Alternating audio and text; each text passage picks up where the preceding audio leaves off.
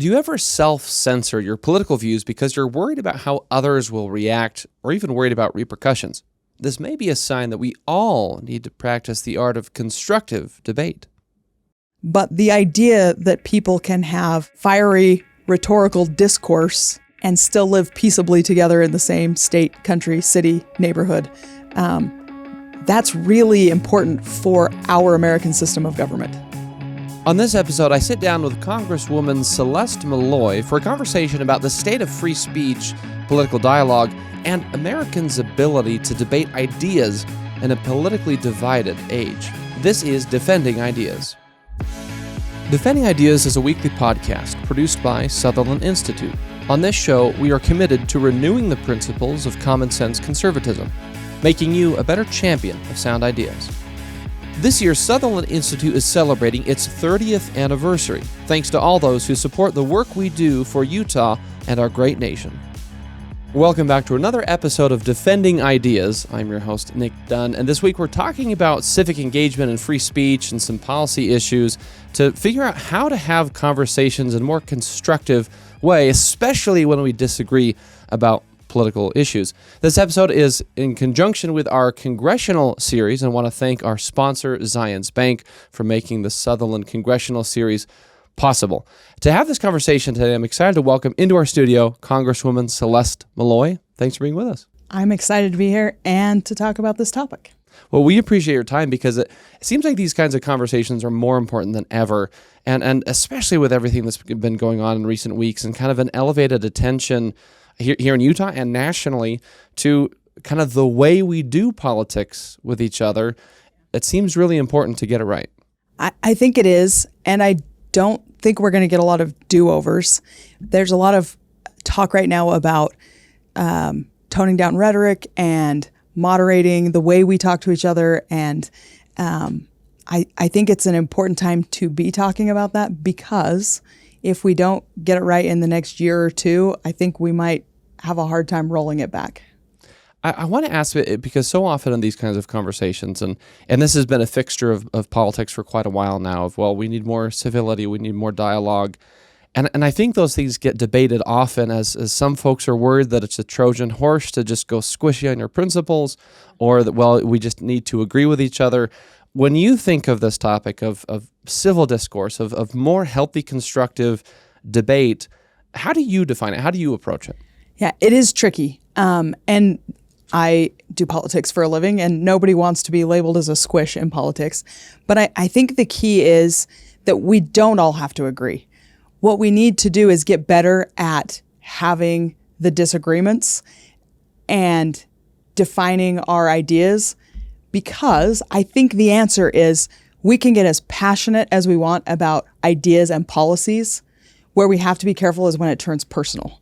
And words are not violence, but I do think sometimes the words create almost a permission structure for violence, because we've gotten kind of cavalier about talking about violence. If you go on a social media platform right now and type in the name of any, controversial political figure, you will probably see a lot of posts that call for their death, that call for, violence towards them. And I don't think most of the people who post those things actually want to do anything violent. But if you spend a lot of time on social media and you hear those messages over and over, you might start to get the idea that you could be a hero for committing violence. And where we would be much better off is if all of that passion, all that energy was used to talk about ideas and policies.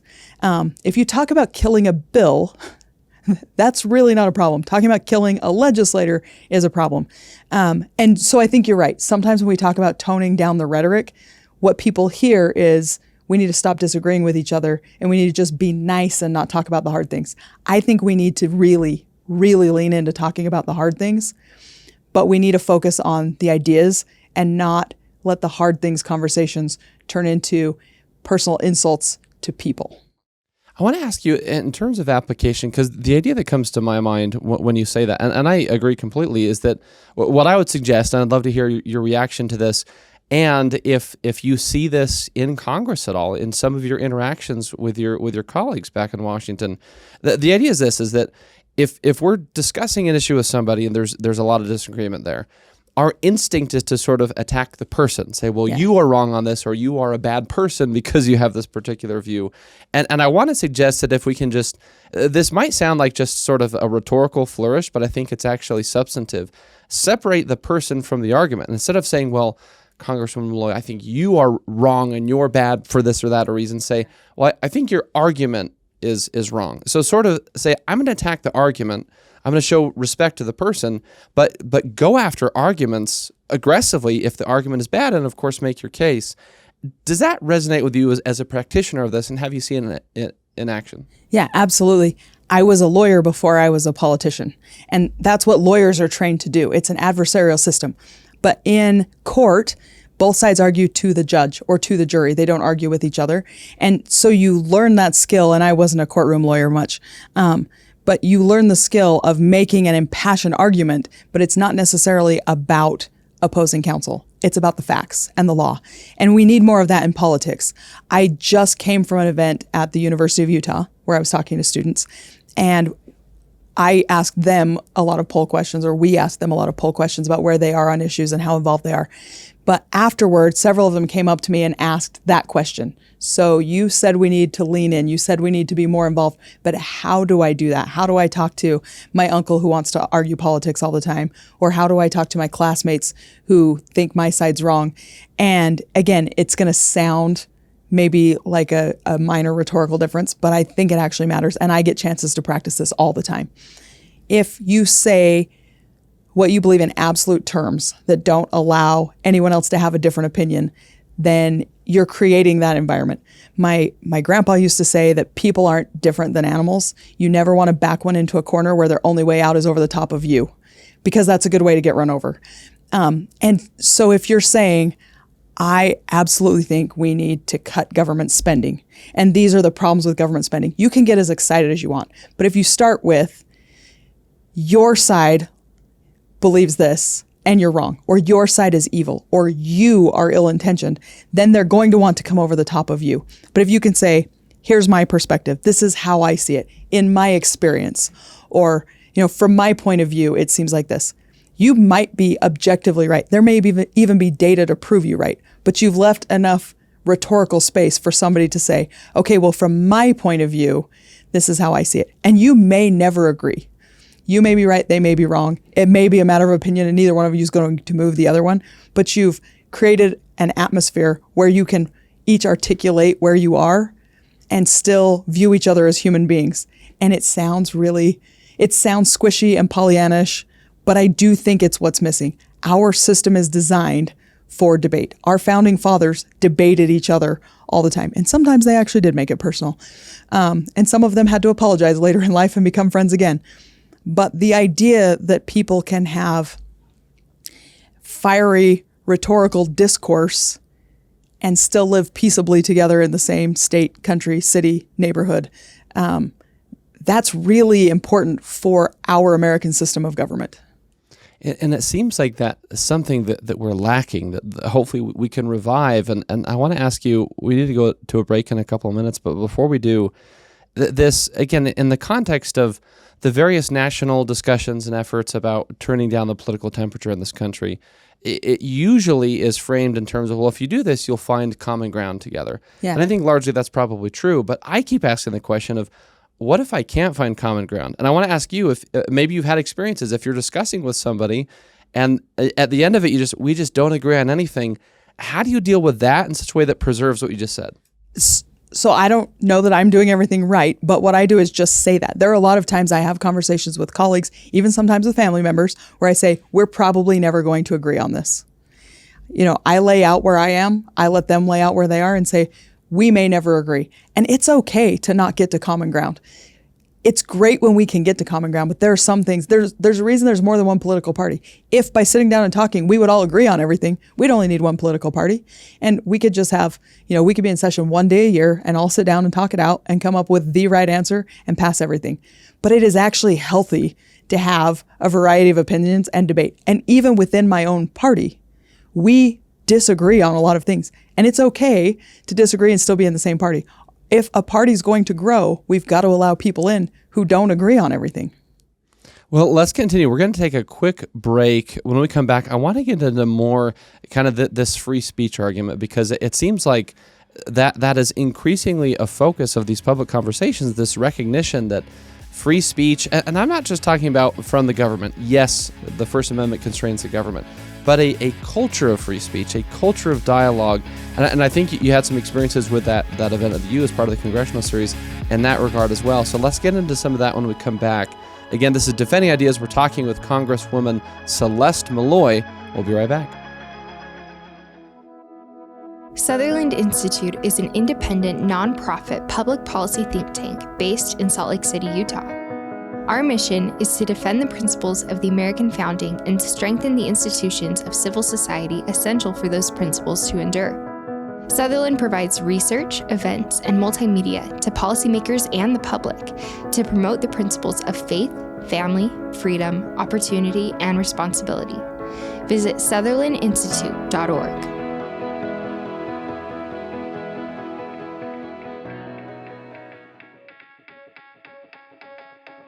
Welcome back to Defending Ideas. I'm Nic Dunn. We're going to continue our conversation with Congresswoman Celeste Maloy about free speech and exchange of ideas and whether those things are eroding in political culture today. But first, I want to remind you, if you like what you're hearing today, please visit defendingideas.org.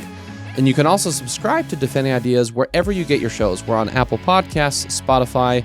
If you find us on YouTube, make sure to subscribe to the Sutherland Institute YouTube channel and click the little bell icon so you get notified each time a new episode drops, which is every Tuesday morning. Again, all of that and more wherever you get your shows or at defendingideas.org. I also want to thank Zions Bank for sponsoring our 2025 Congressional series that makes conversations like these possible. Congresswoman Maloy, I want to continue this discussion because there's something that I think is really endemic to this issue, and it's this idea of free speech. And it's not so much, what I want to ask you about is not so much sort of the government constraint that the First Amendment creates, though it does, and that's very valid, but the culture of free speech. Yeah. And this idea that we as Americans, this is sort of one of the most bedrock aspects of the American idea, is that I get to say what I think, and I'm not going to be punished for that, generally speaking. So I want to ask you, how would you characterize sort of the health of our free speech culture today? I think we're going through a process of maybe returning to the health of free speech. So I keep saying the thing that unites us as Americans is our Constitution and the values that we hold. We believe that we should be able to speak our minds and worship freely and petition our government for redress. That's all in the First Amendment. But we also believe that there are consequences for the things we do. And we've been all over the place recently with this. You know, we talk a lot about cancel culture. What does cancel culture mean? It kind of means you got kicked out of society because you said the wrong thing or did the wrong thing. And I think for a while on the right, it felt like we were getting canceled. And now people on the left are saying they're getting canceled. And we're going to have to come to some sort of a stasis here where we recognize that just because you have the right to say things doesn't always mean it's the right thing to do. So sometimes saying something horrible is just not the right move. And what's happening right now is that people's employers are saying that awful thing you said isn't in keeping with our values, and so we're not going to continue to employ you. And is that the same thing as cancel culture, or is that just a private company exercising their right as a private company to employ people who reflect their values? It's going to be interesting over the next little while watching how courts handle this, but especially how the public handles it. I do think we just need a higher tolerance for disagreement. And I know even the word tolerance has been used now in a way that sounds squishy, but we just have to be able to take some disagreement. We have to be able to hear people say things we disagree with and breathe through the pain and engage with them. But also, in a society where you have rights and freedoms, it has to be coupled with responsibilities. And so if you say something that looks like it's inviting violence or encouraging violence, there probably should be a backlash of some sort. And right now we're grappling with what that should be. I personally think that having companies say to their employees, the things you say reflect on us and that doesn't reflect our values is okay. Obviously, the government can't silence your speech, but I also think it's okay if you're going to go say something inflammatory for other people to respond to that and say, that's not okay. And what I've seen, especially in the aftermath of the Charlie Kirk shooting, is a lot of grappling with that. So if somebody says something that sounds like they think that he had it coming, which I abhor, I think that's terrible. But if somebody says something like that, and then other people say, that's terrible, you shouldn't say it, is that cancel culture, or is that society holding its own responsible? If we're all going to live peaceably together, we have to be able to say things to each other like, you're out of line, that was inappropriate. And we've kind of lost the tolerance for that too. We act like if I say something and you tell me it was inappropriate, you don't believe in free speech. But you also have a right to free speech. You have a right to disagree with what I said. So we just have to accept that if I'm out saying what I think, you are also going to be able to say what you think, and we are going to disagree sometimes, and that's fine. I want to toss out this idea and get your response to it. And it's this term I remember in probably political science classes of the Overton window. And any of our political theorists or philosophers watching this can correct me. I'm sure there are much more articulate ways to share this principle. But kind of this idea that within this realm, they're kind of within the Overton window, so to speak, there are things that are fully appropriate to discuss and have disagreements on, and it's sort of all within kind of the range of, okay, well, this is appropriate, you might be right or wrong, but these are kind of the rules of the game. Nothing in here is out of bounds. And this idea that anything outside the Overton window is just too egregious, too terrible, that it's not sort of just said in polite company in terms of disagreements, that is the kind of thing that is truly immoral or evil or destructive or those kinds of things. And just from my perception, and correct me if you think otherwise, it seems that as a society, there are various factions on both sides that have basically narrowed that significantly, saying that, one side might say, well, all of these positions on policy or politics or culture or morality are now outside the Overton window. So this other side that's saying these things, it's not just that they're wrong, it's that they're evil. Yeah. And then that side is saying the same thing about the other side. And so it seems that we need to allow more things, and appropriately, it is a balance question to your point. We need to allow more of these weighty issues that we debate as a society back into this sort of, you're in bounds if you're disagreeing about these things, that's okay, but certain things are still off limits. Yeah. Is that right, or are we sort of out of balance? I do think we're out of balance. I also think we've created this alternative reality where there are two different Overton windows. There's the in-person Overton window, which is very narrow now. And then there's the online Overton window, which is very, very broad, and it should probably be the other way around. If one of them is to be larger than the other, the in-person one should probably be larger. Because if you and I are sitting here face to face and we're having a conversation about a really tough issue, we can see each other's humanity. I can see the way you react if I say something that's overly harsh or that went too far. But if I'm at home typing and I'm like, bam, hit send, that's going to teach them. I don't see anyone's reaction. I may see their replies, but it's not the same thing as talking to another human and reading their body language and having to sit here and own my part in causing that reaction. So what we probably need, and it's not an enforceable thing, it's just something that we would have to choose to do as a society, is to narrow the Overton window online and not behave in ways online that are unnecessarily hurtful or harsh, and have more of the tough conversations in person. Broaden that Overton window and talk about politics, religion, policy. Those are the things we need to practice talking about in person. Talking about them online is generally not productive in my experience. People who go online to vent rarely change anyone's mind, rarely are open to having their own mind changed. Where if I'm venting to you in person, you might be able to point out something I haven't thought of and change my opinion at least slightly. I've never seen it happen online. I don't know if you have. Well, I think maybe one thing to articulate is that if any of us are sort of ranting or venting online, and maybe I'll offer this as just a rule of thumb, that If you're getting on, your keyboard, I guess probably our phones more often than not now, and you're just saying, well, like you said, I'm going to teach them. I'm going to say this thing, and it's going to make a point, and they're going to correct their ways. If it feels good for you while you're doing that, you feel, then you're probably doing the wrong thing, because it's not going to feel good for them, and you're not going to persuade anybody doing that. No. As someone who's in a very public position now, I've never seen a hateful comment online that says, something awful about me or my mama or my morality, and thought, they probably have a good point. Maybe I should change my position. I have, though, had conversations face to face where I've had that, and even over the phone. Like, there have been times that somebody sent a letter to my office about something, and I've picked up the phone and called them back instead of sending them a letter back. And as I've talked through where they're coming from, I may not agree with some of the angry things they say in the initial letter, but I may see where there's something that I can help them with, even if we don't totally agree.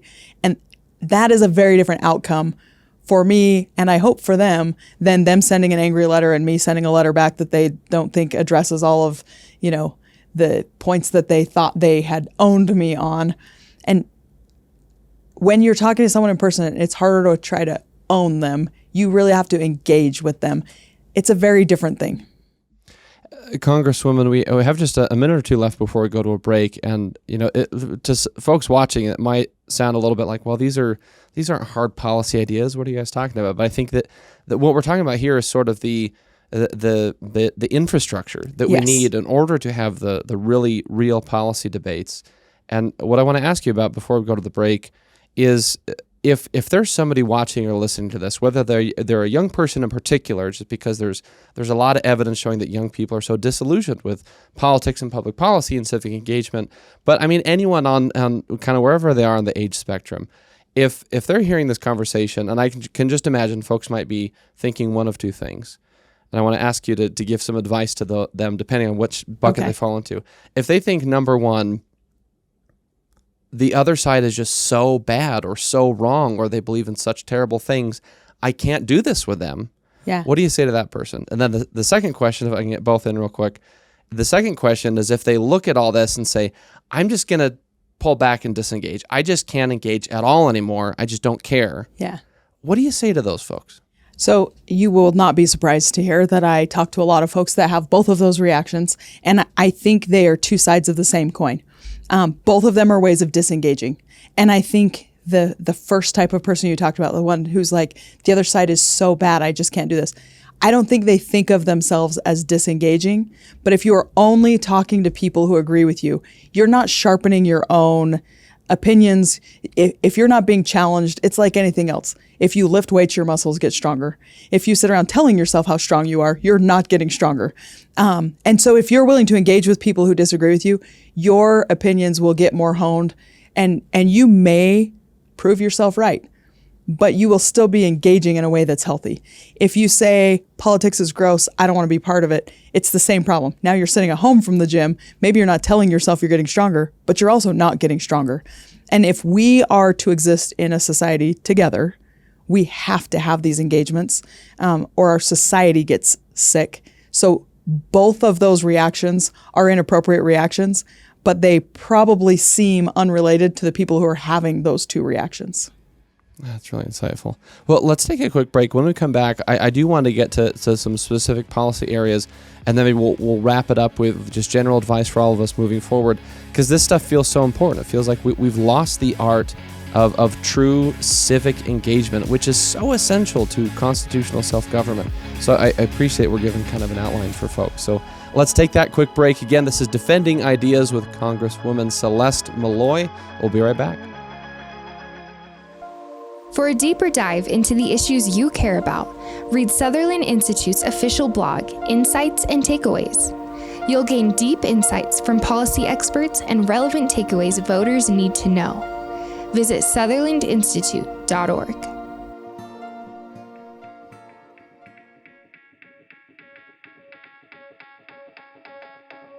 Welcome back to Defending Ideas. I'm Nic Dunn, and we're going to continue our conversation with Representative Celeste Maloy. But first, I want to remind you, if you like what you're hearing today, please subscribe to Defending Ideas wherever you get your shows. You can find us on Apple Podcasts, Spotify, YouTube, especially if you watch on YouTube, make sure to subscribe to the Sutherland Institute YouTube channel and click the bell icon so you get notified each time a new episode drops, which is every Tuesday morning. Again, wherever you get your shows, just search for Defending Ideas or visit defendingideas.org. I also want to thank Zions Bank for sponsoring the Sutherland 2025 Congressional Series that makes conversations like this possible. So, Congresswoman, I also want to ask you kind of this idea of self-censorship. That's been a topic a lot lately, and there's I think this generalized fear out there of, and for a lot of people in a lot of different venues, that, well, I can't really speak my mind, and I'm worried about what will happen if I do. Can you comment on kind of your insights on that phenomenon? Yeah, I would be happy to. Right before we are recording this podcast, I was at the University of Utah talking to college students, and these are political science majors for the most part. These are people who are willing to show up at a political event at a university. And we asked them some poll questions, 2 sets of questions I thought were interesting. One was, how concerned are you about violence at political events? And the number of people who said they were concerned about it was higher than the number of people who said they were going to change their behavior and be less likely to go to a political event. Then later we asked them, how many of you are concerned that expressing a political view could have a negative impact on your future career or your educational prospects? And again, the number who said that they were concerned about that was higher than the number who said they self-censor and don't speak out. So I think even people who are saying they're concerned know that it's an anxiety as much as it is a real problem. And I talked to some students afterwards who said the same thing. They said, I'm scared of speaking out, but now that you talked about it, I've never actually had any harm come to me from saying my political views. And I do think, in the context of what we've been talking about, there is a difference between expressing your political views in a constructive way and saying, this is who I am and what I believe and where I'm coming from, as opposed to, I'm right and you're evil. I do think that I'm right and you're evil kind of argument has negative impacts on people's careers and their educational prospect. But learning to have constructive dialogue is actually, I think we all know it's healthy, and most people are not going to be punished at work for having a sincere conversation where they're respectful. But the fear is out there because of the way we talk about politics, I think especially online when it's disembodied, where somebody says something and then a lot of other people pile on, and so they're like, I'm going to self-censor and not talk about the hard topics because there may be ramifications. When in the real world, having the hard conversations is actually a more positive outcome than not having them. You know what? One anecdote that comes to mind in years past, and a couple different job opportunities I've had. Very early on, I worked for a TV news station, and part of the job for periods of the day was answering the phone if it rang, and on occasion, someone would call in to just complain about something about the news show we were doing. Yeah. And in that time, my job was not to debate with them. It was just to sort of take their concerns and understand it and, pass it on to the right folks. And then also in other capacities, what I've worked for elected officials, fielding calls in the same kind of way that people call in to complain about your boss, whatever elected official you're working for at the time. And what I noticed in both of those experiences was, I think partly just the structure of that role. Again, I wasn't supposed to debate with them. I was just supposed to hear their concerns, answer questions if I could, and then pass it on. The vast majority of the time, if I just gave them time to talk and if they truly felt heard, if they felt listened to, and this is particularly true when I was working for elected officials, that even if my response was something that they didn't necessarily like as far as an outcome of whatever their issue was, giving them the space to feel listened to and feel heard, I would say 80% of the time, it absolutely turned down the temperature. And at the end of the call, they were saying, Nick, I get that you guys can't do this or you're not with me on this, but I still appreciate your time. Yeah. That's a phenomenon that I think it gets what you're saying, that real human connection makes a difference. Yeah, no, we want to be recognized as being valid. I mean, it's just a basic human need. So when you call, even if you call a store with a question about their product, if you're pressing 1 and then pressing 2 and you get kind of frustrated, but if someone could say to you, I'm sorry, the product's not working, we designed these to work, let me see what I can do to help you, then you feel validated and all of a sudden you feel like you're connecting with a person. I told this story at the University of Utah. I'm going to tell it again here, I'll do it quickly, but the day Charlie Kirk got shot, And I was in Washington, D.C., and we went to the Florida vote very soon after that news broke. And so everybody was still very raw. There was good information coming out and bad information coming out, and nobody quite knew what was true yet. And then suddenly, here we all were on the House floor. And as someone from Utah, I was getting a lot of questions that I didn't know the answers to. And as I stepped onto the House floor, one of my colleagues had his baby there that day, and he handed me a baby. And that was it. He didn't make everything okay. He didn't tell me it was going to be all right, but he handed me a baby, and the baby was in a snuggly mood and just settled down on my chest. And I could feel my anxiety levels coming down, and I could feel, my system sort of regulating. And I do think that's indicative of, as humans, we need contact with other humans. When it feels like everything's coming at us, then our, cortisol levels and our adrenaline levels and whatever, I'm not a doctor, but we're on high alert.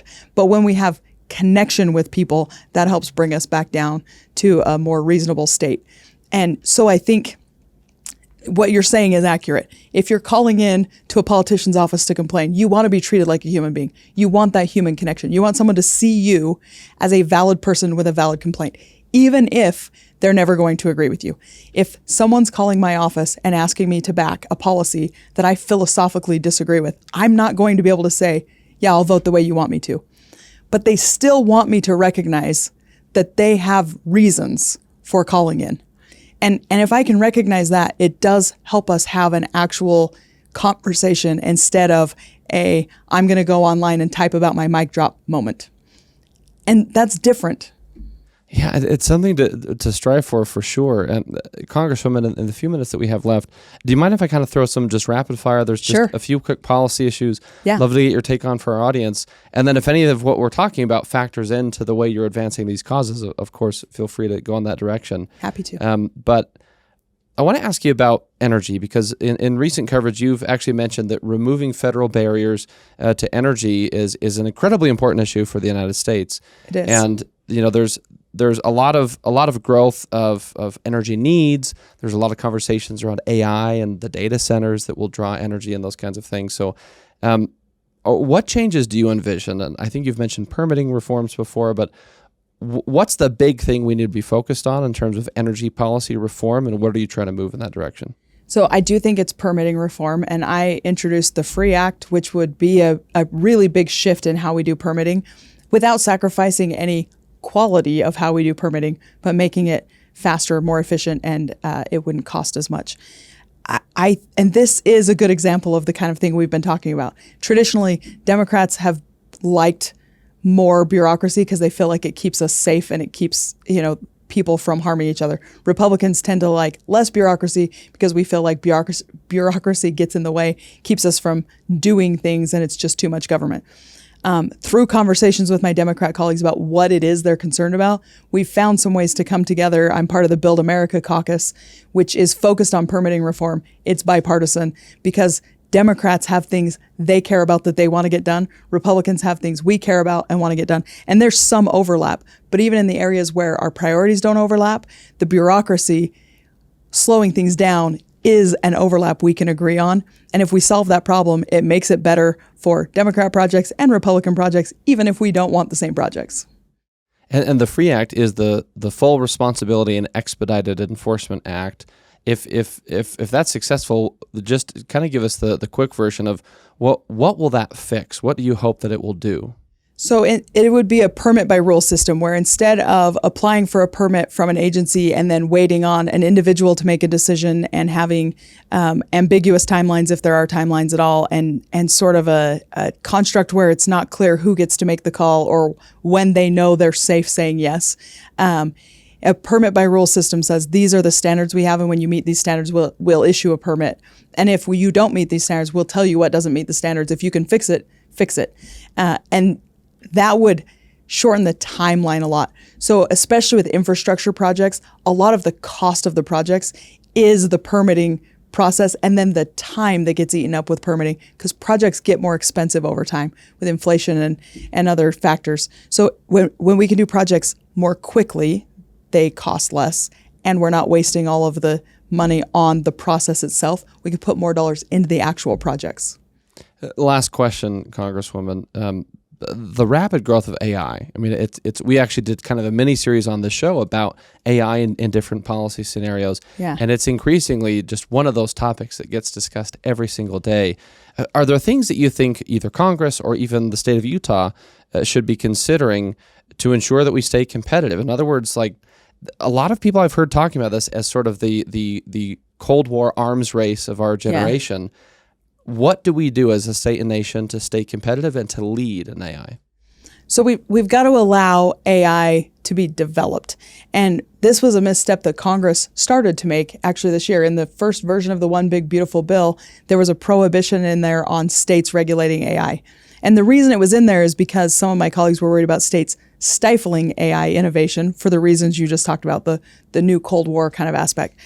But the state of Utah came to us and said, hey, we have some AI regulations that actually help and make it easier to innovate without abusing anybody.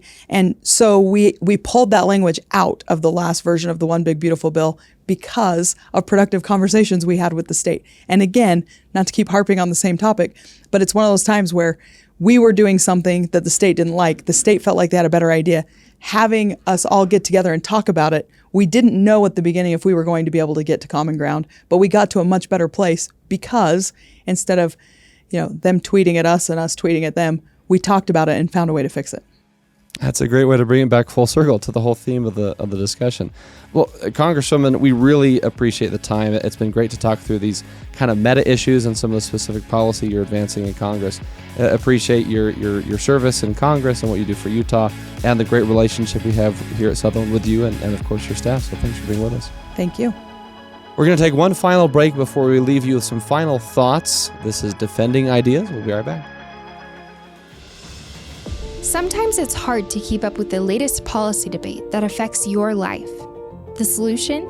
Subscribe to Sutherland Institute's weekly newsletter, where you'll find in-depth insights from seasoned policy experts, compelling multimedia, and advance notice of special events. Visit sutherlandinstitute.org. Welcome back, and thanks to Congresswoman Celeste Maloy for sharing some of her insights on how to restore the art of civic disagreement in this country. I also want to thank Zions Bank for sponsoring the Sutherland Institute 2025 Congressional Series. Big thanks to them for making conversations like these possible, helping us reach more folks out there. There's one big takeaway that stood out to me from this conversation today, and I want to offer it to you as an experiment. The next time you find yourself in a debate with someone you disagree with, separate out the argument they're making from the actual person. Change your language so that rather than saying you are wrong, instead you frame it as the argument you're making is wrong, and here's why. In other words, practice the habit of engaging directly with ideas, and when you disagree, offering a counter-argument to those ideas specifically. And avoid making it sound like you are refuting the person. The reason I think this matters is twofold. First of all, you want to create space for the other person, and for you for that matter, to consider the idea on its merits. Doing this is less threatening or aggressive and actually increases the chance that you might effectively persuade them, or that the two of you might find some common ground that you otherwise would not have known about. Second, it's a way to keep extending dignity, respect, and even love to a human being, because you can critique their ideas or their arguments in a way that creates a buffer between that and how you feel about them as a person. This is easier said than done, I know. But try it out in the coming weeks and let me know how it goes. Well, that's it for this episode of Defending Ideas. If you enjoyed this discussion, please visit defendingideas.org. or you can access previous episodes and watch or listen on your favorite platform. Make sure to subscribe to Defending Ideas on Apple Podcasts, Spotify, or YouTube, wherever you like to get your shows. And please share this episode on your own social media profiles or with a friend, family member, or coworker who may find it interesting. Lastly, if you want to support the broad work of Sutherland Institute, if you want more conversations like this, please make a contribution at sutherlandinstitute.org/donate. Thanks again for joining us on Defending Ideas from the Sutherland Institute in Salt Lake City. I'm Nic Dunn. We'll see you next time.